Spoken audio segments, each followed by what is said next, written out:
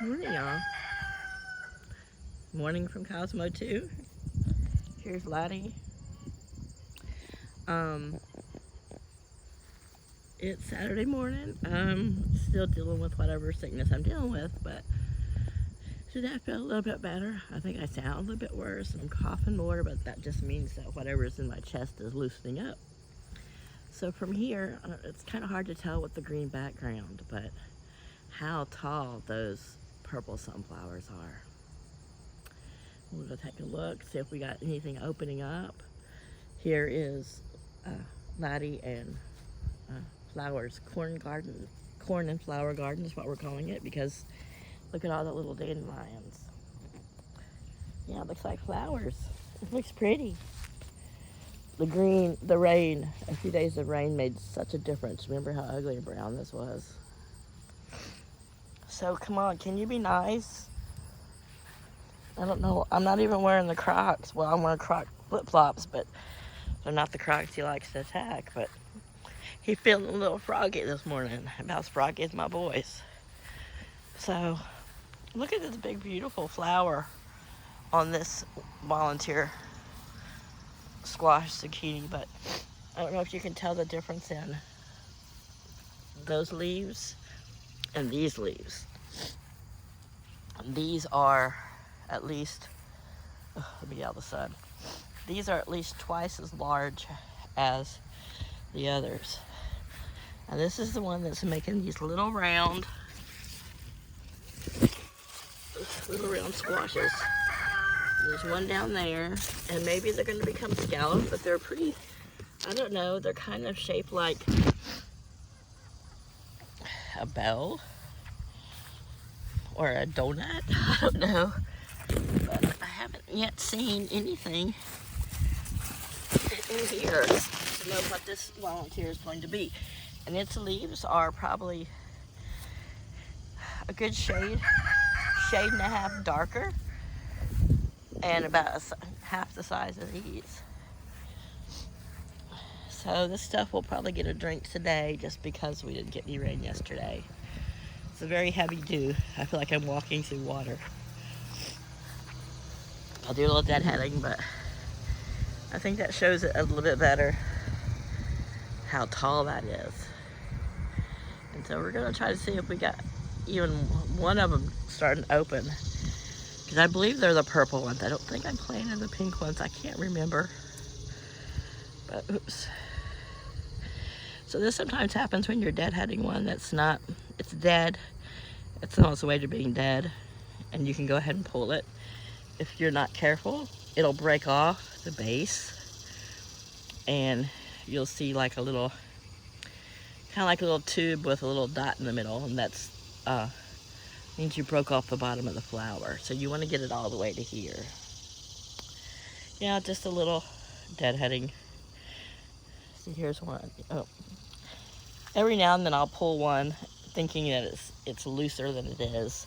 And then I'll have to go back and pull the rest of the base off. Dude, I love you. I really do. But you're annoying the hell out of me. I noticed yesterday after, oops, see, this is the sunflower that's got a little brown around it. I noticed I had some cucumbers I needed to pick. So I've got this one propped up against my Fisker. But beautiful. If I have to, I'll put something over here to help prop it up. I've got enough cages, I think. So these are like so huge. I should have brought the selfie stick. I'm afraid if I lean it down to take a look at it, it's going to, I could break it or it won't do as well. So I'm gonna turn this and see if we can't get a little bit of what that one looks like. I think we may just have, sorry about my voice. We may just have to wait and be surprised instead of watching the progression of the opening. Strictly because it's just too tall. But yesterday when I was, my little video when I was filming some cucumbers, I was so focused on the curled one down there that I didn't realize right above it here has a monster. And up high on this side is another pretty long one, but it's still a lot skinnier, and it's got a lot more of this dark on the end. I notice if I don't let them get really big, or bigger than what most people would think you should, then I'm just throwing away the top half. See, like, this is about the size you get in the store sometimes, but if you're not familiar with cucumber, see where it's really dark there? It doesn't have a lot of little spikes. It reminds you more of a watermelon up there. That is the immature end. That doesn't have any seeds, and it really is not ready to be picked. Boy, this one's sneaky. Here's another one. Now this one, yeah, it's still got that kind of watermelon vibe at the top. And there's where the cucumber has decided it wants to join the tomato plants. And that's fine. A lot of people say they're not good companion plants. I don't put them in the same soil together. Oh my goodness, see, that one's got a lot more cucumbers down there. But otherwise, they're fine together. So I thought about some green tomatoes today just because I'm feeling a little bit more like food. I'll put this one in my pocket. And this green zebra, I've yet to find one where when I cut into it, I feel like it's ripe enough that you could like eat it on a salad or something like a regular tomato. I don't know, maybe it takes them longer.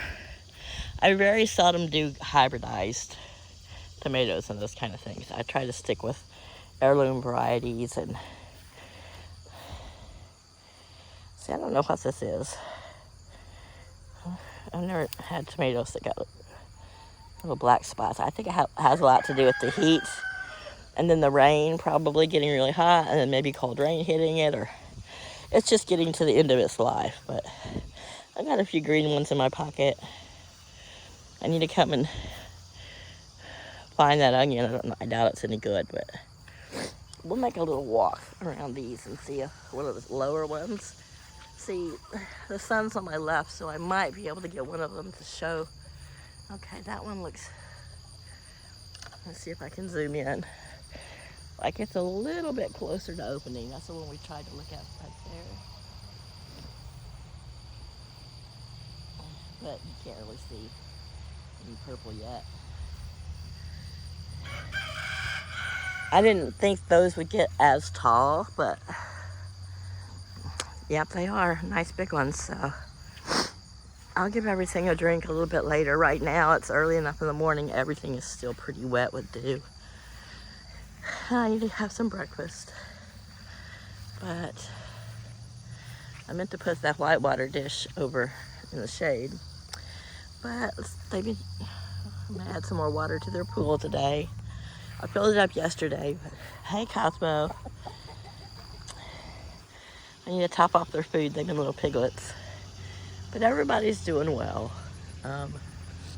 They're doing better than their mama. They're probably wondering why I'm not outside with them as much. But